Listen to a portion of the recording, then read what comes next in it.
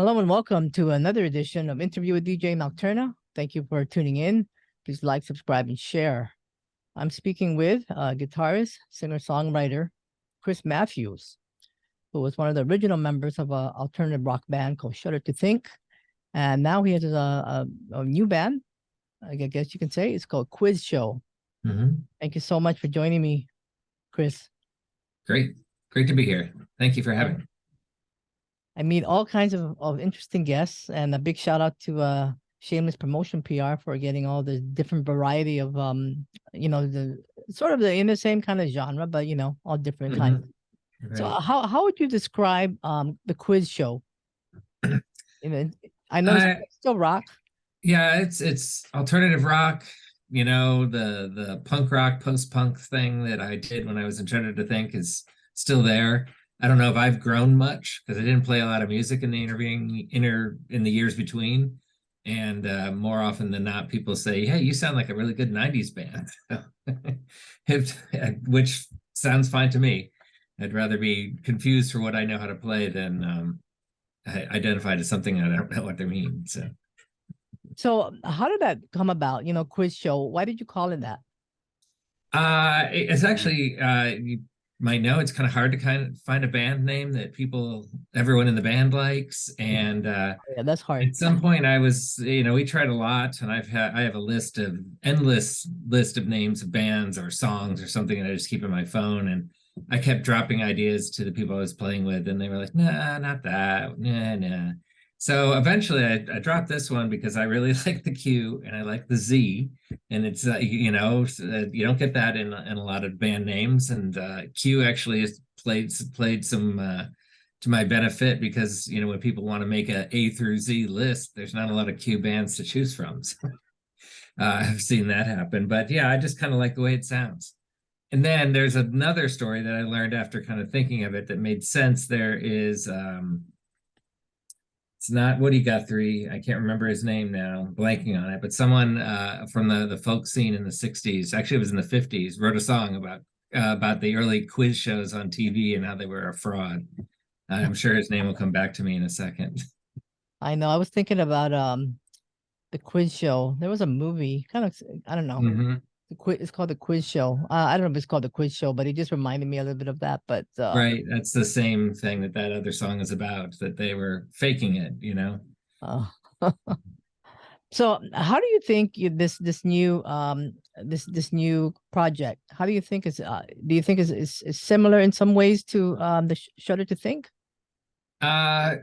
I guess in some ways, yeah, because I feel the same when I'm playing, but the big difference is I sing, which I didn't do in Shudder To Think, and also in Shudder To Think, the singer was Craig Wedren, who is one of the most incredible talents that's in the business, in my opinion, not just because he's a friend, but just I think that's an objective fact. So obviously there's a very different feel than when he is singing, because he can sing with a lot of emotion and a lot of character, a lot of kind of performative voice, and mine's just kind of a straightforward, I'll try the best I can kind of voice, and singing loud, singing strong into it. It's not, I'm not trying to pretend I'm an excellent singer. I'm just having fun doing it. So Quiz Show, I know you started the project 2017, right? Yeah. And you're releasing your debut LP called Quiz Show on March 17.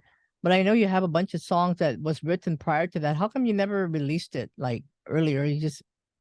Well, we did. We self-released all but one of the songs on the LP as singles. Okay.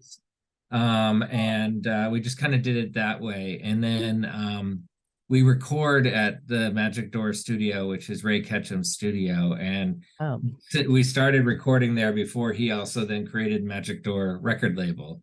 And as the band grew and personnel changed, we put out 2 EPs on that record label, which is, only a half a step above self-releasing.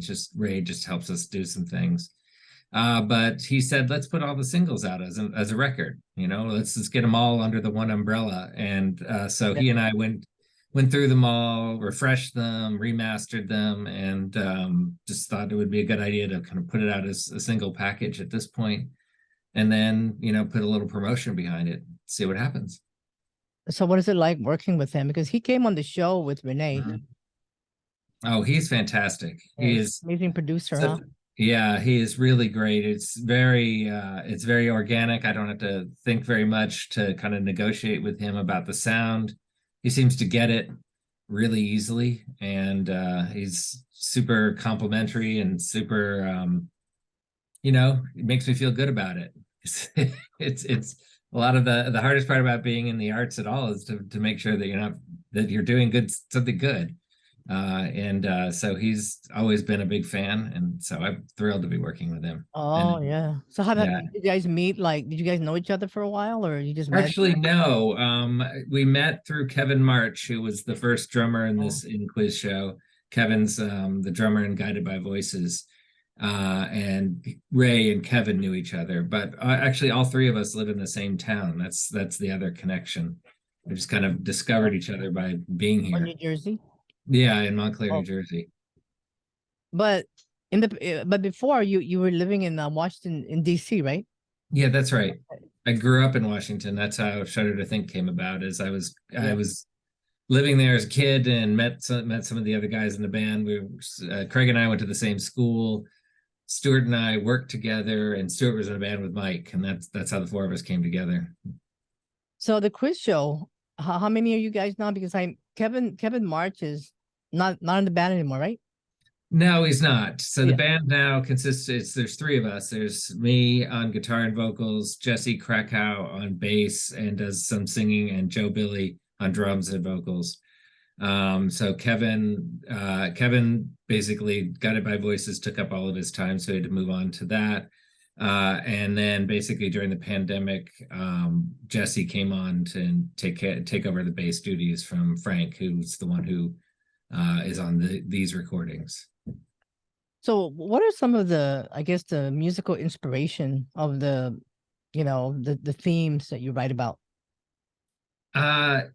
This terms of vocal, I mean, lyrics, essentially, I found out when somebody asked me about why I wrote all these songs about money, which I thought was funny. I didn't notice. It's not in every song, but there's a lot of kind of like making sense of money. And it's not usually written from the perspective of not having money. It's more in my day job, I guess, I'm a professor of anthropology. So I spend a lot of time looking at power structures and how they work and trying to deconstruct them. And so looking at that, and like the song Big Bang Theory is sort of about the idea of being too big to fail. But that actually is more of a love song. It's sort of a metaphor. But another way, another song, I'm trying to think what else is about money. Because that one comment always stuck with me. No, I can't even think of what else really is about. Oh, that, like a dime a dozen, like dime a dozen. But that's kind of about the Parkland shooting in Florida. It's about response to that and resilience. So maybe the money theme is more of a front than what's going on. I think I write a lot of songs that are about the kind of critiques of like people who either have power or think they have power. Pom Pom Boy is essentially a song about someone who's thinks that they know everything, and that they the point of the song is to say you're just really cheering on the wrong people, and that's what a Pom Pom Boy is. Monumental Shade is about the Confederate monuments, and tearing them down, and gosh, yeah. What If is about racial justice. So it's a lot of politics, I guess, in the end, with a couple of love songs in the middle. How do you find because I know you were saying you're a professor, right? Mm-hmm. So how do you find the time to you must be really busy with that, right? So I am. Yeah. That's one of the reasons I didn't play for 25 years, as I was getting that. So I've kind of gotten to the point where I'm a little bit more established. I'm not as young as I used to be, and I still have the guitars around, and I'll just play when I can. And you know, it was usually when there was a moment I would play something and I would record it into the phone. And it's not uncommon in these recordings to have my kids in the background or someone yelling for me, it's time to go, it's time to go. Just trying to get the idea before I forget it. So I make time that way. But another interesting thing about the band is that we've always practiced in the mornings before everyone has to go to work. Oh, really? Wow. Kevin and Joe, though they're both the drummers, so they've never been in a band at the same time, both work at our local School of Rock franchise, if you know what that is. So they open at 10 and lessons start at 11. So we have practice at like 9:15 in the morning, which actually works well for me because then I can, you know, go to my office or go to work or go back home if I'm working from home and still get a full day in. That's kind of different from the other like other bands who are more like night people, I guess. Oh, I know. Wow, that's incredible. Yeah. Yeah, I mean, yeah, I mean that's wonderful. I mean, just keeping yourself. I guess I mean, so now you have a family, so you did all that, and then it kind of like you came around full circle again to your passion for music. Yeah, yeah. I got lucky. I found Kevin. He was a real, you know, he liked my music and Shudder To Think. And so he was like, you can't not play. You have to play. We need you back in the scene.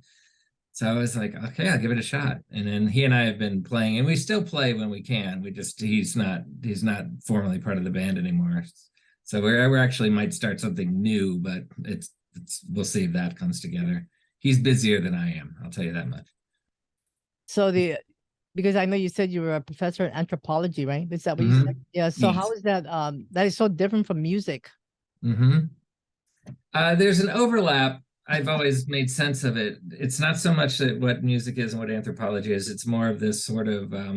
I've always approached my work as a professor is that it's creative work. It's even though I'm doing much more scientific. It's not really a very heavy science part of what I do. It's more of it's social science. So I work with material culture, and so my job is to find what it means. And so there's a lot of reading and writing through it to kind of find the ideas that make sense. And so I feel that there's a real parallel to the way I write songs, where I play music. It's that you start with something and you try and make sense of what it is. Music takes you in a totally different direction because you can go anywhere with it. Whereas in my work, it has to be, you know, factual and has to be based in the reality of people's lives. But there's still a lot of room for being creative and innovative, and you know, there's sort of an expectation of making a new contribution and as a scholar. So that kind of always worked well for me, as far as at least feeding, you know, music, feeding that intellectual work, because music is its own intellectual work too. Yeah, especially when you're a professor. I mean, you have to do all these research, right? I mean, that keeps you busy. I mean, that's something. It does. So I was like, I'm just amazed how, because you know, the music is like a night thing, and a lot of people, they go to nightclubs, and it's a different kind of lifestyle. It is. Well, yeah. I'm not a typical musician. I'm not even sure I am a musician. I definitely play music, record music, and love doing it, but I don't go to see a lot of shows. I don't stay out that late. I'm not interested. I actually can't stand it when they ask us to play it at 11 o'clock at night, because I'm just like, I mean, I guess we all did. We've done it. Yeah, done it kind of thing.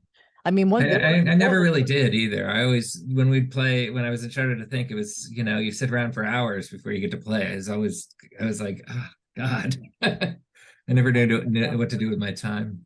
I know, yeah.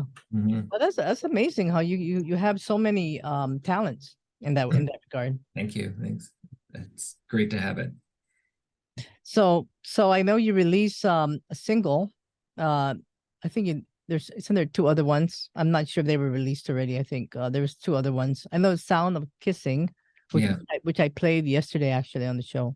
Oh, great. Yeah, that one came out on Valentine's Day. Yes, it's not cute. That's a love song. Yeah. Is it a love song? That's definitely a love song. Sure. Yeah. With a rock and roll vibe to it, right? Yeah. I love that song. It's I think it's the song that really captures what we did the best, when is that three people writing. We'd written and recorded a couple songs before then, and I think we'd kind of found out who we were when we went in to do that.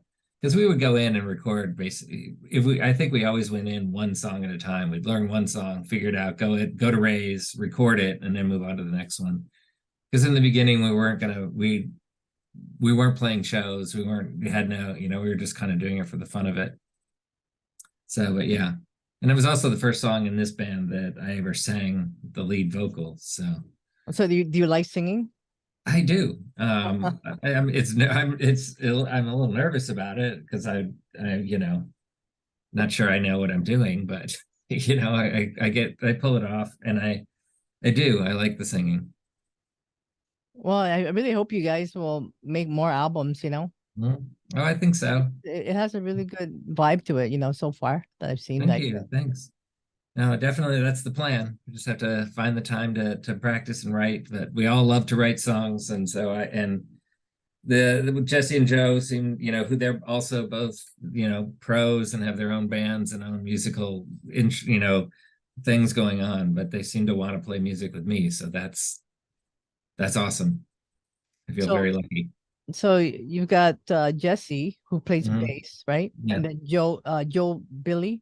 Joe Billy is drums. Yeah, he drums, and of course you. So, and you released this Sound of Kissing, and then there's about how many tracks are there? There's like 12 of them. There's 12 in all, yeah. And so yeah, 2 were sort of teased on. I mean, everything's only released on Bandcamp at this point. But the other 2 are Dime a Dozen and What If were kind of teased as when the album was announced, and then everything will be out on March 17th. The whole group. So you're the primary songwriter, right? Yeah. This is my stuff. Yeah. I mean, at the same time, I don't tell the bass players and the drummers what to do. It starts with me. It starts with me on my guitar, and then we kind of build the song around, and then I don't even usually worry about melody and let alone lyrics until the rest of it's in place. Yeah, sounds good. I think it's I can't wait to see what you have coming up in the future, besides this album is out. So this is going to be released on Ray Ketchem's label, which is Matador record label. Quiz Show, and that's a great title, for the debut album, right? Yeah, thanks. And I'm looking forward to the album when it comes out. Are you going to be releasing any other single before the whole album comes out? No, we won't. Okay. Just have to wait for the album. Yeah. And then are you guys going to be playing out doing some? We're working on finding some shows in May. Jesse's out of town through April on another gig that he's got, and then so maybe in May, and then over the summer we'll play a few shows. We've only ever played we did play in New York once, so mostly New Jersey, but northern New Jersey, southern New York, in the city if we ever get a chance. So when you were in Shudder To Think, what year was that? And I know you were one of the founding members, so that was 1986, and then you played until. I played until through 1991. Oh, okay, wow. So I was on all the records that were put out by Discord, and then it's after I left and Mike left, they got a new guitar player, Nathan Larson, and new drummer Adam Wade, and then they signed to Epic and made a couple records before ending that era as well. Yeah, but that was a good time. When you were with the band. Oh, it's great. Loved it.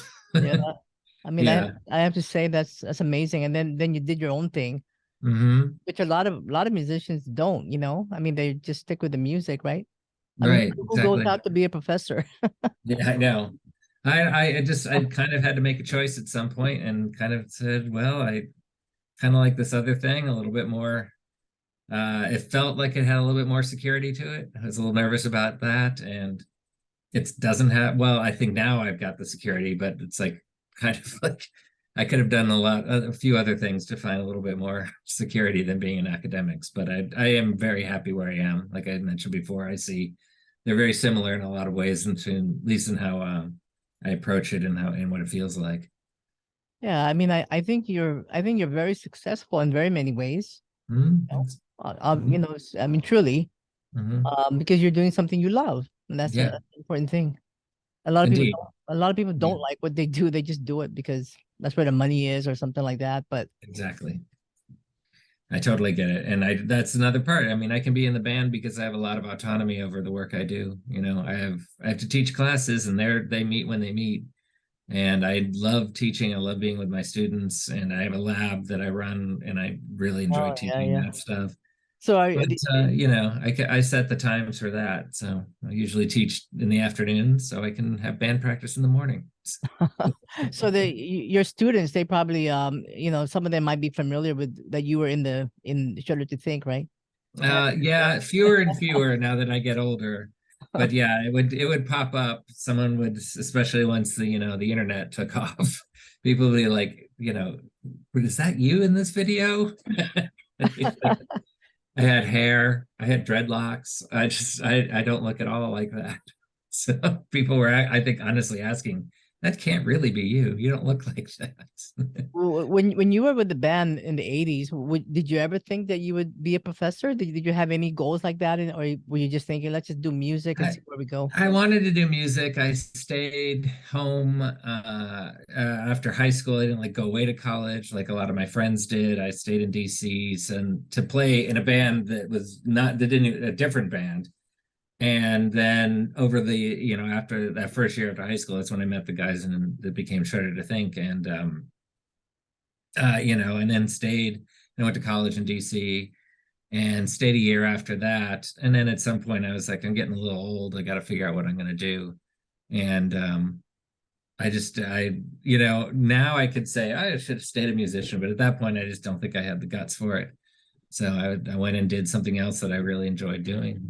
And as you picked up on, I'm lucky and I'm happy with what I get to do. So, Yeah, I mean, you seem like the thinking man, mhm. in my opinion. Yeah, because and then it's funny, you're in a band called Shudder To Think. Right. Wow. Yeah, Yeah. well, you know, I mean, I'm so happy for you. Congratulations on the new project. Thank you. I'm Thank wishing the very best. you. We're looking for. So, are you going to be releasing records or any vinyl or just for now? We don't have any plan for that yet, but people have been asking, so we're thinking about it. It's just a matter of the cost. I think I would do it if it was no cost, I would do it instantly. So I think the artwork's really nice. I don't know if you noticed that Renee Yeah, Laboul, yeah, I did actually. I was going to ask you about yeah, that. I know she did the album art cover, which is the yeah, Moving Day. yeah. Well, she made the collage, and then Ray did the layout. So it's really both of them for what you see on the album. But it's her artwork, which is really great. I'd always, as soon as she started sharing that, I was like, that's really great stuff. And then Ray suggested, why don't we use one of these for the album? And I was like, what a good idea. You know, because it kind of has that backstory of because really the record label is Ray and Renee and Kevin March. They're the ones who formed the record label, even though Ray does most of the legwork.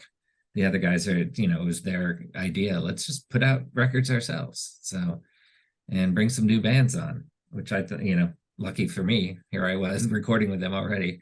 But yeah, it's really nice work. And I think it's really beautiful and kind of different kind of album cover. It doesn't, you know, it's bright colors, it's soft.